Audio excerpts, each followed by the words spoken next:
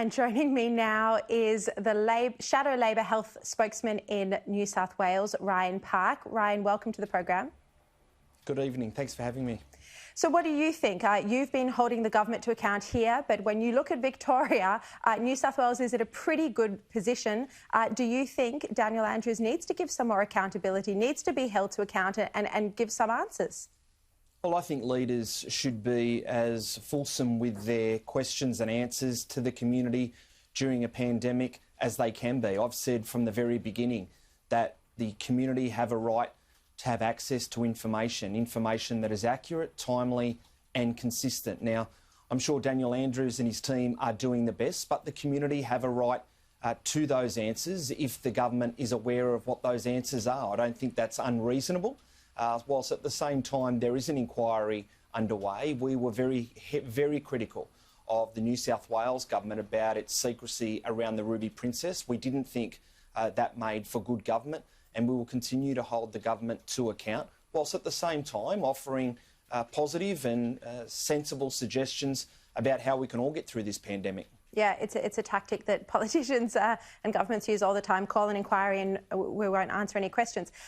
Look, I just want to quickly play a clip of your leader, Ms McKay, asking a simple question of the Health Minister in New South Wales, Brad Hazzard, a question about whether there is a shortage of face masks. Have a look. Or don't we have enough face masks?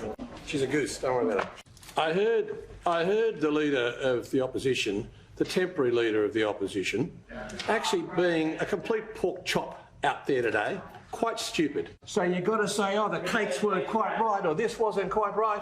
Please quite stupid. Seat for the moment. We should all wait with bated breath for you to leave and somebody else to come along. The question is, do we or don't we have enough face masks? You certainly need one. Just be quiet, seriously. Oh, for heaven's sakes. You wouldn't fit into... Anyway, no, it'd be nice to... When I was a teacher many years ago, there were a couple of kids in the class like you, and normally they went down to 6 pretty quickly, because that's what you should be doing. Carrying on like that, that's just stupid. If I was sitting next to someone like you in a bus, I would definitely have a mask on. You are as irrelevant as you will ever be.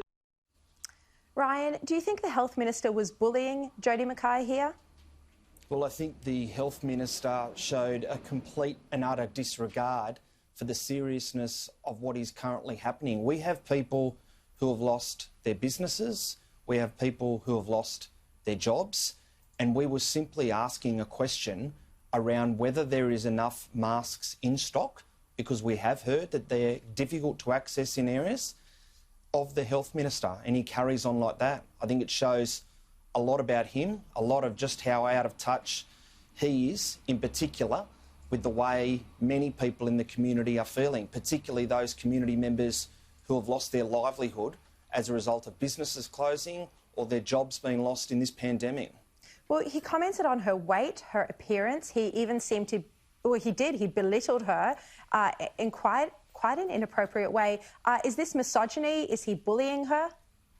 Well, I don't think the behaviour was appropriate. It certainly wasn't appropriate for a Minister of the Crown who at the moment is meant to be waging war against a virus. But how inappropriate is this? Do you think this was a sexist behaviour that he was displaying here in the Parliament?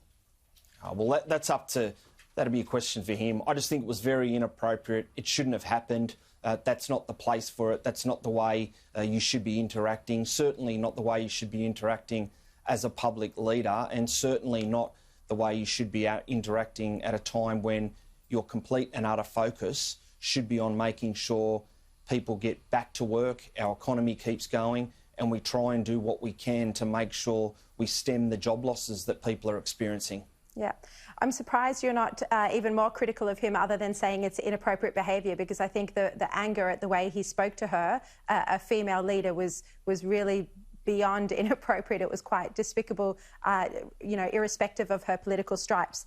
I think Brad Hazzard, I think Brad, the problem with a lot of people is that Brad's behaviour continues to be inappropriate like this. I don't think it was one iota what should have happened, and I think a lot of people will be judging that as very much a reflection of a minister who is not in control of a very, very serious situation at the moment. Yeah.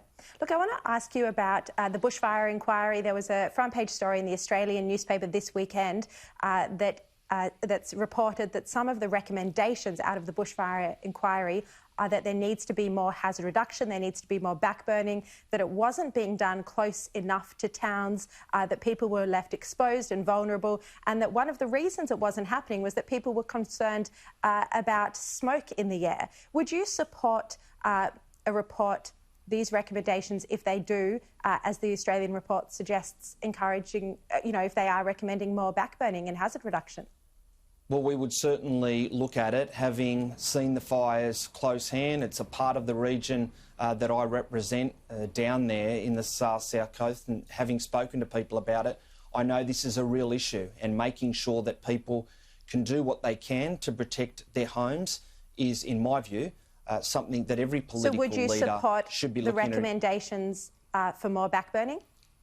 Oh, certainly. If that's the recommendations from an expert panel, that'd certainly be something that all of us would be looking to support. This is something that we never ever want to see happen again, Shari, and I think every political leader has a responsibility to do what they can, whether it's through initiatives or legislation, to make sure that not only are we better prepared, but that we have the tools at hand to try and minimise the loss of life and the loss of property that was so devastating over the summer. Yeah, Ryan Park, thank you very much for your time.